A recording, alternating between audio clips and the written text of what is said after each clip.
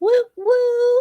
Good morning. It is Marketing Monday, last Marketing Monday of the year. Oh my goodness. Why? Because everyone needs a break. So I know that next Monday is not a holiday, but I'm going to have all of my kids home with me. And who knows? Who knows what's going to happen? So, this is the last Monday of the season that I will be here with just one or two of my kids out of the four. And so, yeah, everybody deserves a break, right? So, thank you so much for joining me for the last Marketing Monday of the year. If you are watching this live, go ahead and give me a hashtag live, a good morning. How are you doing? And the question I have for you today, just before we get started, give some people time to get on if they're going to, is how are you spending the last couple of weeks in 2020? So I don't save my strategic planning for the end of the year because I think that if your business needs to go in a new direction, you don't need to wait for the end of the year for that to happen. But it just so happens that I'm taking my business in a somewhat of a new direction. And just so happened that it's right now. So I'm taking this week and next week to kind of do some of that strategic planning, looking at, really understanding the audience I want to target, really digging in deep to my brand values, but then also some of the strategic initiatives I want to plan for next year. So let me know in the comments what it is, what are you up to? What are you doing? Hey, good morning. Thank you so much for dropping that in the chat there.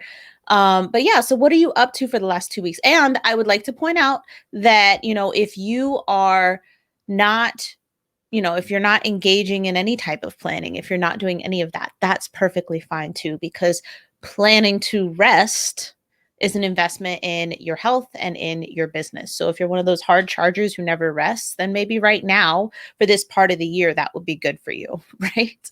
I plan on getting in plenty of rest as well. And I might go on a social media cleanse. I don't know. When I say cleanse, I just mean that maybe I won't use it. Delete it off my phone and just kind of stay off of it for the most part.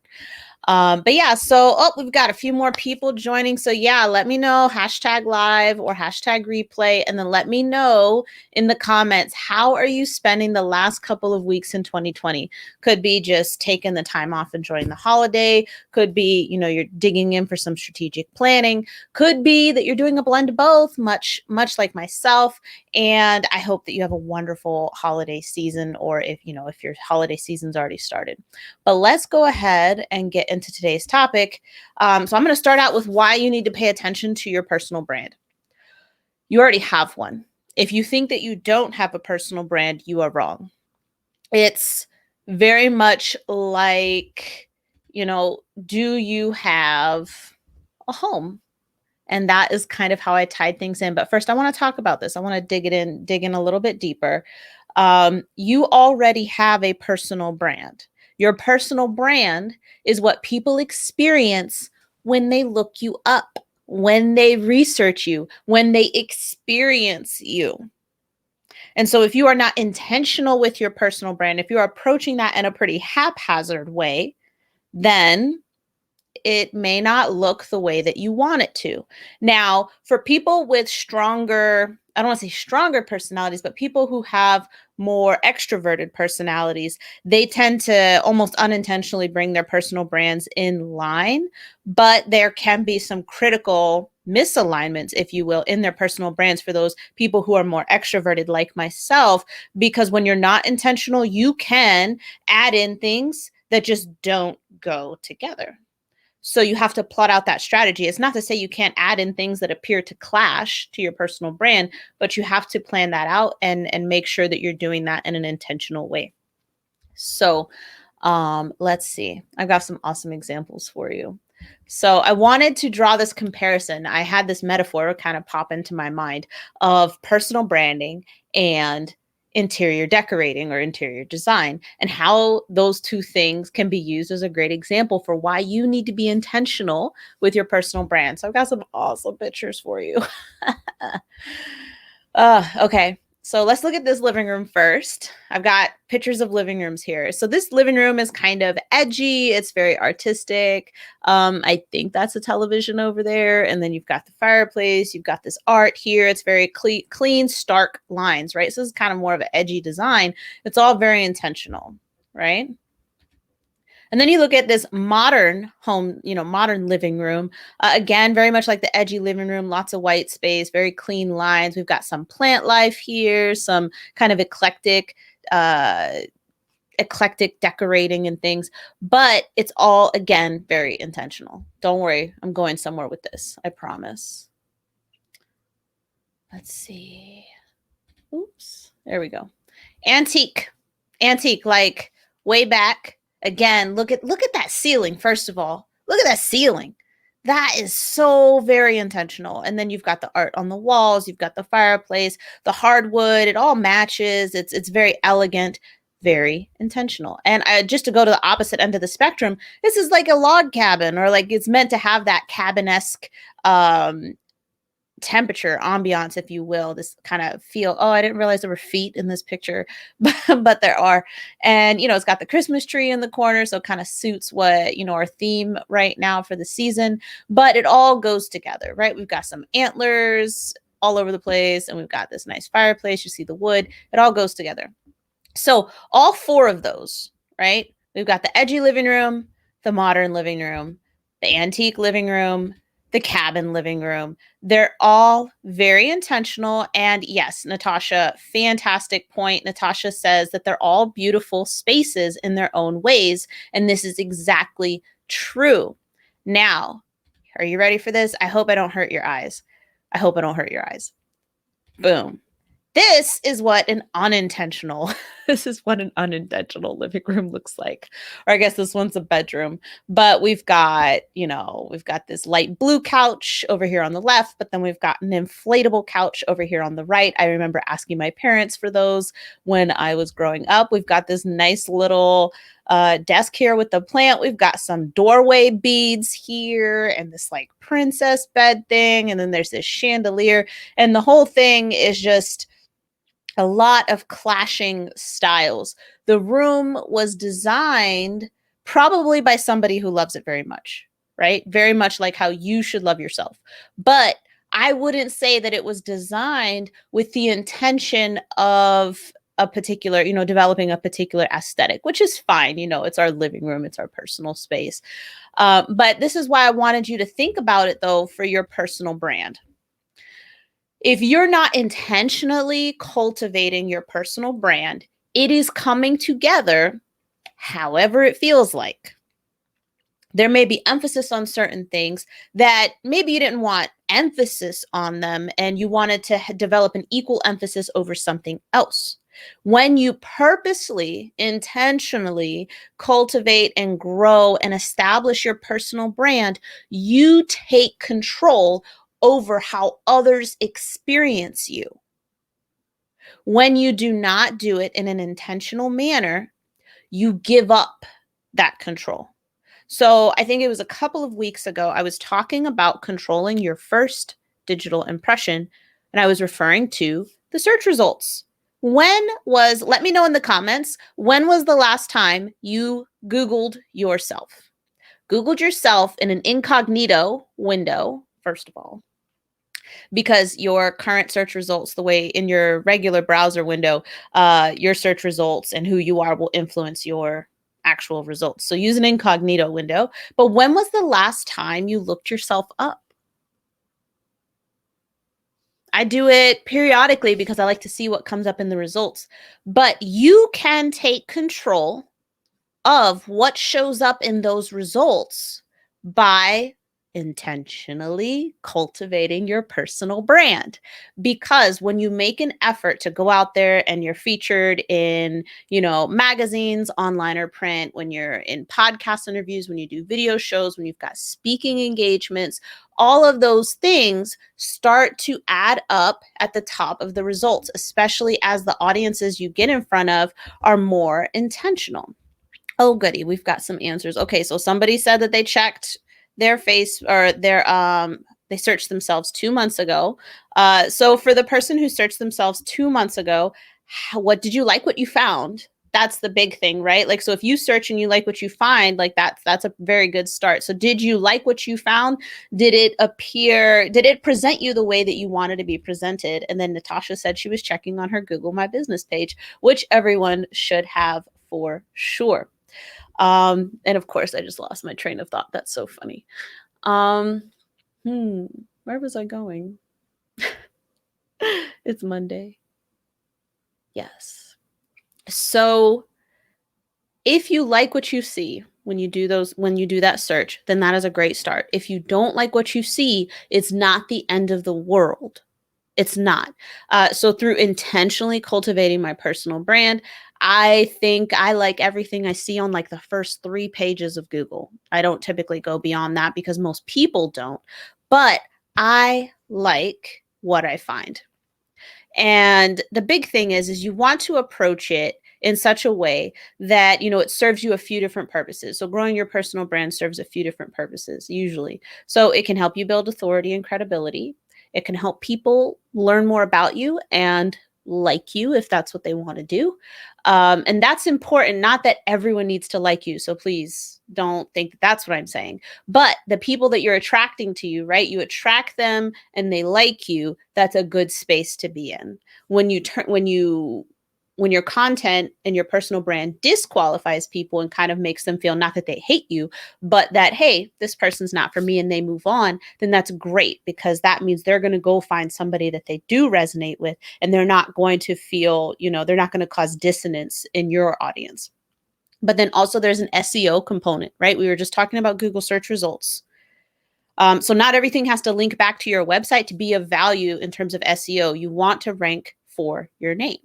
And then the other thing is, growing that personal brand and taking those steps intentionally puts you in front of other audiences. So the big question is, are you getting in front of audiences that will move your business along, that will help you in some way or another? And it's not to say that I never donate my time or my influence because I speak on, my military sexual trauma experiences, which doesn't technically move my business forward at all, but it is something that's incredibly important to me. But the most important thing is that I intentionally make that decision, unlike the decorating of this room. Now, again, I'm sure that somebody loves everything in here, but if you're thinking personal brand, if you're thinking I need to sell my house, this is not the best look, right? So I've got some realtors in my audience, and I'm sure that they would agree that this would not be the best look in terms of selling a home. Let's see. Oh, I have a question. All right, so let me get rid of that picture so you can see me. All right. So do I think people will search for your name specifically for your industry? Okay, so this is interesting. And so I'm not gonna get too far into the specifics of how this works, again, because like the Google algorithm is incredibly advanced. But when people are searching around for something specific, Google always takes into account the previous searches and what it believes your interests are. So if I was Ruthie Bowles, a financial advisor, let's say, because that's just the first thing that popped in my head because there are a ton of financial advisors. But if I was Ruthie Bowles, the financial advisor, and your 5 previous searches had something to do with budgeting, improving credit score, getting out of debt, how to work with a financial advisor, how to find a financial advisor, you ask a friend and they give you my name and you search my name. And let's say I have a website or I got some stuff on LinkedIn. Google is probably going to give you me because of your previous searches indicating that you were probably looking for someone in that space. So it's not always so much that it'll be your industry specifically, but if the person who's searching has established an interest in that topic related to that industry, then you may specifically come up. If it's a long-standing interest, right? Like Google's like, oh man, this person searches on these types of topics all the time because Google's been kind of keeping track, right? Forever, then it will feed you what it is that you're looking for. Now, in my case, I think I pretty much come up for my name no matter what, not including the industry. Like if somebody looks up Ruthie Bowles, then they're going to find me probably. And that works out really nicely for me. And it could be that as people may look you up together with your industry. I guess it would depend again on your industry, but I'll definitely reach back out to you through the chat, because I'm sure once I can actually see who you are, I'll be able to better cater this answer. Because right now I can't see you. You're just Facebook user on StreamYard.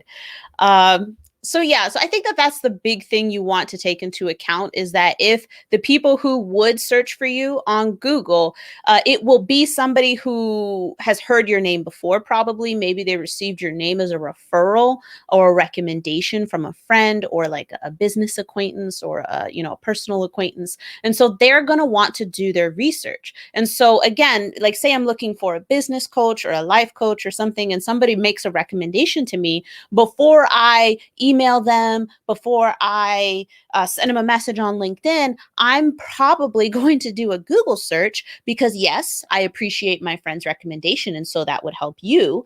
But I need to do my own research first. So my friend's recommendation bolsters your credibility in my eyes, unless what I find online is kind of like, lukewarm. Is not going to necessarily detract from my friend's recommendation, but what people find online once they search your name can take the credibility that you've already gained from the referral and boost it even further. So if my friend's referral to you got you all the way to a 5 out of 10, and then what I find online takes you up to like an 8 or 9, like, whew, like, yeah, like I'm ready to call you. Wouldn't you rather have that conversation with your people at the 8 or 9 versus the 5? So again, it's not like you're at 0 based off of that referral, but based on what people find online about you, it can boost you up even further. So they're already really excited to have that conversation with you. That was a wonderful question. I can't wait to see who asked that. So, all right. One more time. This was Marketing Monday. If you caught this live at any time, go ahead and hashtag live. Let me know how you're spending the last couple of weeks of 2020.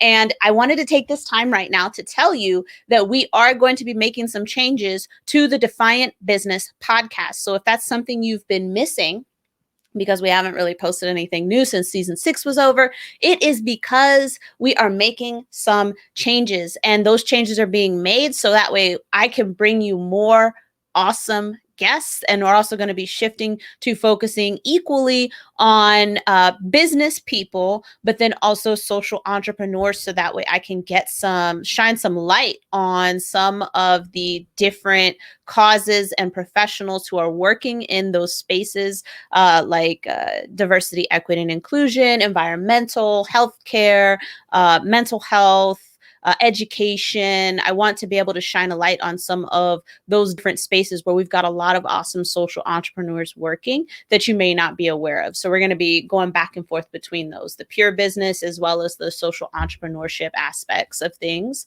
And then you're always going to get the Marketing Monday on the podcast, which will be great. If you can't catch it live on Facebook, you'll be able to catch it on the podcast probably just a few weeks later. So that'll be how the